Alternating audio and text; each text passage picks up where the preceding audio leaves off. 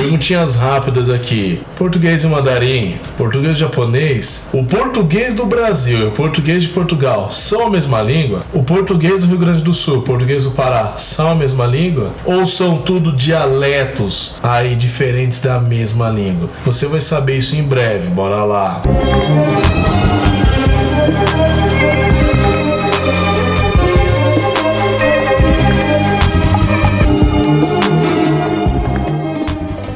Salve, meus queridos, bora lá. Dialeto, o que você precisa entender? Dialeto, esse negócio, vamos para a etimologia. Dialeto é uma palavra que vem do grego e também começou lá, né, essa história toda. Dia, basicamente, através, por entre, de um lado a outro, por intermédio de, né, por nessa pegada aí. E lectus vem de falar, dizer, de palavras, de fala, ou seja, dialeto é simplesmente o modo de falar. Isso aí meio que fazendo um paralelo aí similar para quem estuda música aí, os modos gregos, né? Cada um é tudo uma forma de tocar, mas cada um tem sua particularidade, né? O jônio, doro, frígio, eólio, mixolídio e tal. Então cada lugar tinha lá sua particularidade de fala. Pense aqui nas regiões do Brasil, nos estados do Brasil, cada um tem seu modo de falar a mesma língua. Então era tudo um dialeto. Só que assim, quando a gente fala dialeto, elas não eram inferiores em referência a uma outra língua. Era simplesmente modo mesmo de falar. Até que uma dessas línguas, né, se tornou um status de opa, eu sou o idioma que vai ser ensinado nas escolas. Aqui é a língua, né? Entendeu? E aí as demais, aí sim, as demais meio que passaram a ser, entre aspas, inferiores nesse ponto aí. Passaram a ser dialetos deste idioma grego, desta língua grega,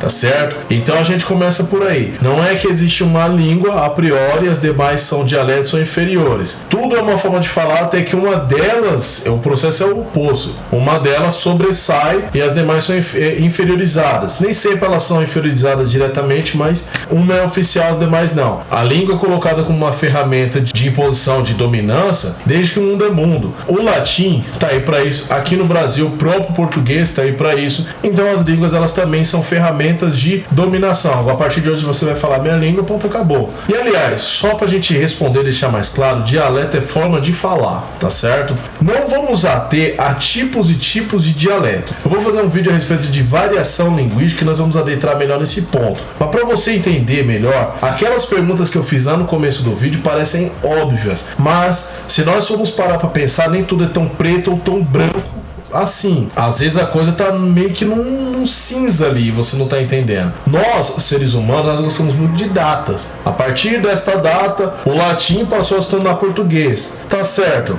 E aí, tipo assim, é porque alguém foi lá e falou e ponto. Mas no mundo real não é necessariamente dessa forma. A língua, no mundo real, ela vai mudando, moldando-se a sociedade até se transformar numa outra coisa. Nós chamamos um português que veio pra cá como português, da mesma forma que a gente chama a língua que nós falamos hoje de português. Obviamente são coisas completamente diferentes, mas nós continuamos chamando de português. Isso falando só do Brasil. Se a gente for pegar aí desde a época lá de Portugal, desde o galego, não, do galego português não, trovadorismo, vamos colocar desde a época do trovadorismo, a gente chama tudo isso de português, mas claramente são coisas diferentes. É a mesma língua, chamamos de mesma língua. E aí a gente começa a entrar em certos debates, onde que uma língua deixa de ser uma língua e passa a ser outra. Vamos pegar no aspecto geográfico para vocês entenderem melhor. Escuta isso daqui, isso, dá uma escutada nisso aqui, português do Brasil, olha só. Podia sair um jogo aqui, mas saiu um forfé danado. Eu devo pra dirigir, cara, se aperta, você folga, né? Eu ali sentado, olhando a vista, não! E repararam um jura da beira que ele parou com medo de ser bater, não foi, mano? Ele não sabia nem onde parar o motor de tudo. Agora não tô perguntando nada, não, que a criação da Cristina estraga tudo, né? O que interessa agora é embora. O que interessa agora é embora. Você vai perceber que existem inúmeras formas de falar. Às vezes dentro de um estado existem inúmeras formas de falar. Ah, mas é porque o Brasil é grandão. Não, não é necessariamente por isso não. Olha Portugal mesmo. Olha a diferença de certas regiões de Portugal, o português que eles falam lá. Dá uma olhada aí. Não sei, maneira, mas desculpe lá. Eu não sei. Mas eu sou mais conhecida porque é como se chama, Ardana Careca. Eu não me zango. Todos os nomes ruins sejam esses. Eu vou ficar enganada. Quando ver o dinheiro não eu vou ficar enganada. Eles vão me enrabar o dinheiro. Eles não quiserem ponto, disserem que é muito torto e vão gastar muito dinheiro. e eles fizerem essa. E a gente, no tempo, a gente aguentamos essa. Nesse aspecto, a gente já falou de tempo. Quando uma língua ela deixa de ser uma língua e passa a ser outra língua, quando que isso acontece? Ainda no quesito tempo, mas incluindo o ingrediente geográfico, a língua que foi colocada ali na região da Península Ibérica, o latim que foi colocado ali, se tornou português, se tornou espanhol. O latim que foi colocado na Península Itálica se tornou italiano, na verdade, na latim lacial ali. O latim que foi colocado ali na região da Gália se tornou francês. Então, a depender de cada situação, elas vão se desenvolvendo para outra coisa. Mas quando que isso acontece? Esse é o ponto. E pegando aí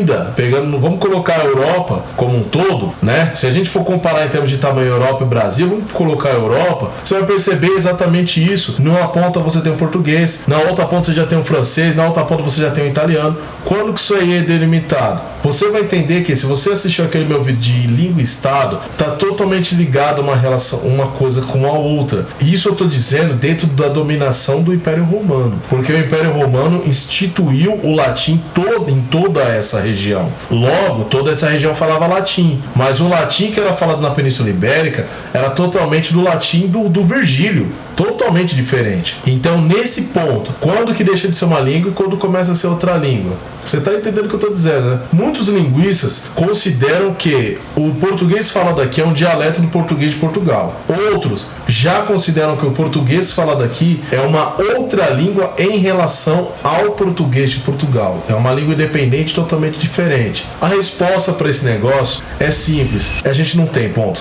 Como assim? Não entendi. Tipo, eu também não sei. A gente não consegue saber ao certo quando uma língua deixa de ser uma língua e passa a se tornar uma outra língua. Não tem como saber. A gente fala de datas. Ah, mas em tal momento aconteceu isso, foi revogado aquilo. Mas no dia a dia, não tem como a gente saber. Dialeto é simplesmente uma forma de falar. Essa forma de falar é por um povo. Ela pode se transformar numa língua que pode vir a ser um idioma, tá certo? Se você tem dúvida que é língua e idioma, eu tenho um vídeo completo. Então, dialeto nada mais é do que uma forma de falar. No próximo vídeo, eu irei falar sobre tipos de dialetos. Mas aí você tem a forma que os mais idosos falam, a forma que os mais novos falam, a forma que o pessoal de uma região fala. Chega! Mas no geral, o resultado é simples. Não tem como saber. A gente sabe que o português é uma coisa, o russo é outra coisa. Isso é fácil. Mas enquanto ao português e o galego, vamos voltar para Portugal. Pense, algumas pessoas de Portugal entendem melhor as pessoas da Galícia falando do que da região de São Miguel. Olha, dê uma olhada aí. Opinamos que sim. O galego falando persoas de idade, todas aquelas que loitaron porque a língua seguise viva, por eso nós temos que aproveitá-la. Mas naquela água que não dá certo. Mas não dá certo, eles vão para ali a brincar, nada, não deixo nada, não deixo de tocar nada, nada. Você consegue perceber que às vezes o aspecto geográfico não dita tudo tão às claras assim. E outra, né, se a gente for falar, o Paraguai, por exemplo, ele está muito mais próximo do Paraná do que o Acre, né?